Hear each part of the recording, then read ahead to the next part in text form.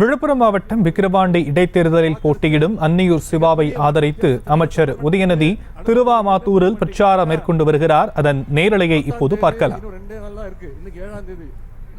பெருக வேண்டும் இந்த பிரச்சாரத்தை நீங்க மக்கள்கிட்ட எடுத்துக்கொண்டு போய் சேர்த்து அன்னியூர் சிவா அவர்களுக்கு 10ஆம் தேதி வாக்குச்சாவடிக்கு போனீங்கன்னா வாக்குப்பெட்டியில முதல் பேரு திரு அன்னியூர் சிவாவுடைய பேரு, பக்கத்துல உதயசூரிய சின்னம் இருக்கும். அந்த சின்னத்துல நீங்க வாக்களிச்சு 13ஆம் தேதி வாக்கு எண்ணிக்கையின் போதும் முதல் இடத்துல வந்து நிக்கணும். நடக்கிறது இடைத்தேர்தல் உங்களுக்கு தெரியும். முதல்ல உங்களுக்கு எல்லாம் நான் நன்றி சொல்ல வேண்டும். சென்ற நாடாளுமன்ற தேர்தல்ல 2 மாதம் முன் நடந்த நாடாளுமன்ற தேர்தல்ல கிட்டத்தட்ட 40க்கு 40 தொகுதி 100% வெற்றியை கொடுத்த தமிழ்நாட்டு மக்களுக்கு, குறிப்பாக விக்கிரவாண்டி தொகுதி மக்களுக்கு, விழுப்புரம் நாடாளுமன்றத்துக்கு உள்ள வர விக்கிரவாண்டி தொகுதி கிட்டத்தட்ட 8000 வாக்கு வித்தியாசத்துல நம்முடைய விடுதலை சிறுத்தைகளை சேர்ந்த அருமை சகோதரர் திரு ரவிக்குமார் அவர்களை இங்க வெற்றி பெற வச்சீங்க. அதுவும் சென்ற சட்டமன்ற தேர்தலில் அண்ணன் புகழேந்தி அவர்களை 10,000 வாக்கு வித்தியாசத்துல நீங்க வெற்றி பெற வச்சீங்க. இந்த முறை நம்முடைய அன்னியூர் சிவா அவர்களை குறைந்தது 50,000 வாக்கு வித்தியாசத்துல நீங்க வெற்றி பெற வைப்பீங்க அப்படின்ற அந்த நம்பிக்கை இருக்கு. சரிங்களா? எந்த உரிமையோடு எந்த உணர்வோடு உங்களை எல்லாம் சந்தித்து வாக்கு கேட்கிறோம்னா, கடந்த 3 வருடங்கள்ல நம்முடைய தலைவர் அவர்கள் ஆட்சிக்கு வந்த பிறகு ஒரு பணியையும் பார்த்து செய்து கொண்டிருக்கிறார். ஆட்சிக்கு வந்தவுடன் முதல் கையெழுத்து தேர்தல் அறிக்கையில சொன்ன மாதிரி பெட்ரோல் விலை லிட்டருக்கு 3 ரூபாய் குறைச்சாரு. அதே போல ஆவின் பால் தேர்தல் அறிக்கையில சொல்லியிருந்தோம், ஆவின் பால் 3 ரூபாய் குறைக்கிறோம் லிட்டருக்குன்னு. அதே மாதிரி முதல் கையெழுத்து போட்டார். அதே போல விடியல் பயணம் உங்களுக்கு தெரியும், மகளிர் இத்தனை பேர் வந்திருக்கிறீங்க, நீங்க அதிகம் பயன்படுற திட்டம் அந்த இலவச மகளிர் விடியல் பயண திட்டம் தான். எங்க வேணா ஏறிக்கலாம், உங்க பஸ் ஓனர் நீங்க தான். இந்த விடியல் பயண திட்டத்தில் மட்டும் இந்த 3 வருஷத்துல கிட்டத்தட்ட 500 கோடி பயணங்களை தாய்மார்கள் மேற்கொண்டிருக்கிறாங்க. குறிப்பிட்டு சொல்லணும்னா விழுப்புரம் மாவட்டத்தில் மட்டும் 8 கோடி முறை இந்த விடியல் பயண திட்டத்தின் மூலம் மகளிர் பயன்பட்டு இருக்கிறீங்க. அதே போல புதுமை பெண் திட்டம்னு ஒரு திட்டம். குழந்தைங்க மாணவிகள் அரசு பள்ளியில படிச்சு எந்த கல்லூரிக்கு போய் படிக்க போனாலும் அவங்களுக்கு கல்வி ஊக்கத்தொகையாக மாதம் 1000 ரூபாய் வழங்கப்படுது. இந்த திட்டத்தின் மூலம் இந்த 3 வருடத்துல 2,72,000 மாணவிகள் மாதம் 1000 ரூபாய் புதுமை திட்டத்தின் மூலம் பயன்படுறாங்க. குறிப்பிட்டு சொன்னா இந்த விழுப்புரம் மாவட்டத்தில் மட்டும் 10,000 மாணவிகள் தினமும் இந்த திட்டத்தின் மூலம் மாதம் 1000 ரூபாய் வாங்கிட்டு இருக்காங்க. இன்னொரு முக்கியமான திட்டம், இந்தியாவிலே முதல் நம்முடைய முதலமைச்சர் அறிமுகப்படுத்த திட்டம், அதுதான் முதலமைச்சருடைய காலை உணவு திட்டம். முன்னாடி பெற்றோர்கள் குழந்தைகளை பள்ளிக்கூடத்துக்கு அனுப்பணும்னா வெறும் வயிற்றுல அனுப்பிச்சுட்டு அதே நினைப்பா இருப்பாங்க. ஆனா இன்னைக்கு பெற்றோர்கள் வாழ்த்தி அனுப்புறாங்க. ஏன்னா அந்த குழந்தைக்கு சாப்பாடு போடுறதுக்கு, பள்ளிக்கூட கல்வி கற்றுக் கொடுக்கறதுக்கு நம்முடைய முதலமைச்சர் இருக்கிறாரு, திராவிட மாடல் அரசுக்குன்னு அந்த தைரியத்தோடு நம்பிக்கையோடு அனுப்புறாங்க. இந்த முதலமைச்சர் காலை உணவு திட்டத்தின் மூலமா 31,000 அரசு பள்ளிகள்ல தினமும் காலையில 17 லட்சம் மாணவர்கள் தரமான உணவு சாப்பிட்டுட்டு தான் கல்வி கற்க உட்கார்றாங்க. இப்போ அனைத்து பள்ளிகளுக்கும் இதை விரிவுபடுத்துறதுக்கு முதலமைச்சர் உத்தரவு போட்டிருக்கிறாரு. இந்த விழுப்புரம் மாவட்டத்தில் மட்டும் 66,000 மாணவர்கள் தினமும் முதலமைச்சருடைய காலை உணவு திட்டத்தின் மூலம் பயன்பட்டு இருக்கிறாங்க. இதை விட எல்லாத்திற்கும் முத்தாய்ப்பாக ஒரு திட்டம், அது தேர்தலில் நம்முடைய அறிக்கையில சொன்ன தலைவர் சொன்ன வாக்குறுதி, மகளிருக்கு மாதம் 1000 ரூபாய், தகுதியில மகளிருக்கு மாதம் 1000 ரூபாய் வழங்குவேன்னு சொல்லி சென்ற செப்டம்பர் மாதம் பேரறிஞர் அண்ணாவுடைய பிறந்தநாள் ஆரம்பிச்சு இதுவரைக்கும் 1,16,00,000 மகளிருக்கு கிட்டத்தட்ட இந்த 10-11 மாதங்கள்ல 11,000 ரூபாய் ஒரு மகளிருக்கு மாதம் 1000 ரூபாய் வழங்கப்பட்டிருக்கு.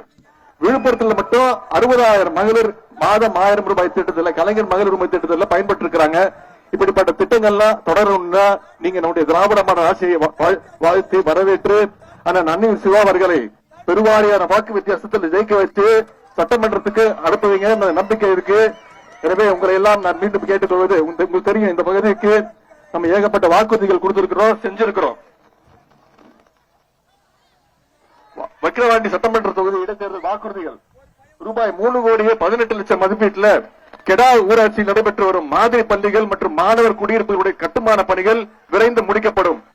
வி சாலை ஊராட்சியில் ரூபாய் 18 கோடி மதிப்பீட்டில் நடைபெற்று வரும் புதிய ஒருங்கிணைந்த நீதிமன்ற கட்டிடம் பணிகள் விரைந்து முடிக்கப்பட்டு மக்கள் பயன்பாட்டிற்கு விடப்படும். விக்கிரவாண்டி ஒருங்கிணைந்த வேளாண்மை விரிவாக்க மையம் விரைவில் பயன்பாட்டிற்கு திறக்கப்படும். முண்டியம்பாக்கம் முதல் கொசப்பாளையம் வரை, ஒரத்தூர் முதல் முண்டியம்பாக்கம் வரை, பழைய மேலக்கெந்தை முதல் ஆசூர் வரை, பொன்னம்பகுப்பம் முதல் ஆசூர் வரை, மேலக்கெந்தை முதல் டி புதுப்பாளையம் வரை உள்ள பகுதிகள் கட்டப்பட்டு வரும் உயர்மட்ட பால பணிகள் விரைந்து முடிக்கப்படும். வாகானூர் வாய்க்காலை தூர்வாரும் பணி விரைந்து முடிக்கப்பட்டு நீர் வழித்தடம் சரி செய்யப்படும். ரூபாய் 3 கோடி மதிப்பீட்டில் நடைபெற்று வரும் புதிய காணை வட்டார வளர்ச்சி அலுவலக பணிகள் விரைந்து முடிக்கப்பட்டு மக்கள் பயன்பாட்டிற்கு வரப்படும். முண்டியம்பாக்கம் அரசு மருத்துவமனை அருகே தேசிய நெடுஞ்சாலையில் ரூபாய் 62 கோடி மதிப்பீட்டில் கட்டப்பட்டு வரும் உயர்மட்ட மேம்பால பணிகள் விரைந்து முடிக்கப்படும்.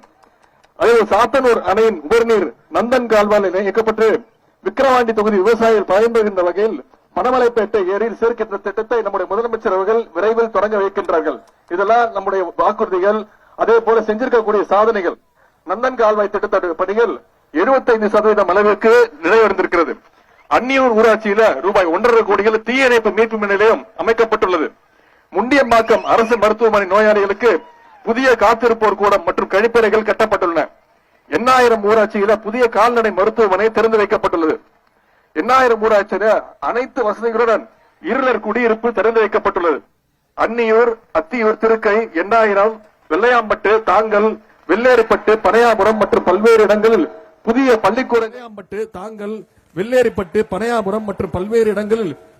பள்ளிக்கூடங்கள் கட்டப்பட்டுள்ளது.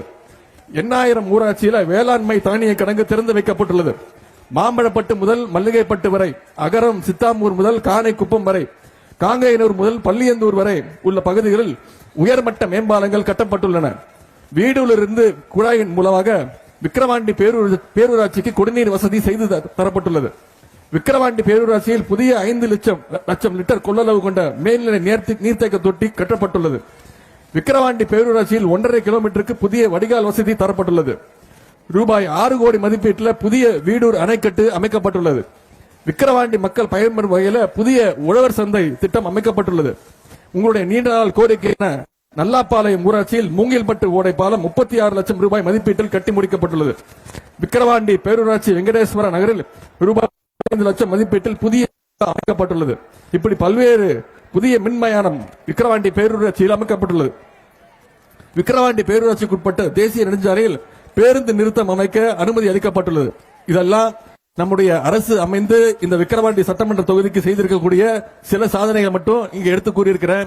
இந்த சாதனைகள்லாம் தொடரணும்னா நம்முடைய திராவிட மாடல் ஆட்சிக்கு நீங்கள் கூடுதல் பலம், கூடுதல் பாராட்டு தெரிவிக்கணும்னா வருகின்ற இடைத்தேர்தலில் நம்முடைய விக்கிரவாண்டி தொகுதியுடைய சட்ட வேட்பாளர் அன்னியூர் சிவா அவர்களுக்கு உதயசூரியன் சின்னத்தில் வாக்களிச்சு கிட்டத்தட்ட குறைந்தது 50,000 வாக்கு வித்தியாசத்தில் நீங்கள் வெற்றி பெற வைப்பீங்க அப்படின்னு நம்பிக்கையோடு நீங்கள் தந்திருக்கக்கூடிய இந்த வரவேற்புக்கு மீண்டும் என்னுடைய நன்றி கூறி உங்களை எல்லாம் அன்போடு கேட்கிறேன், பண்போடு கேட்கிறேன், பாசத்தோடு கேட்கிறேன், உரிமையோடு கேட்கிறேன், உங்கள் வீட்டு பிள்ளையாக இருந்து கேட்கிறேன், தலைவருடைய மகனாக இருந்து கேட்கிறேன், இன்னும் பெருமையா பூரிப்பா சொல்லணும்னா முத்தமிழங்க டாக்டர் கலைஞருடைய பேரனாக இருந்து கேட்கிறேன்.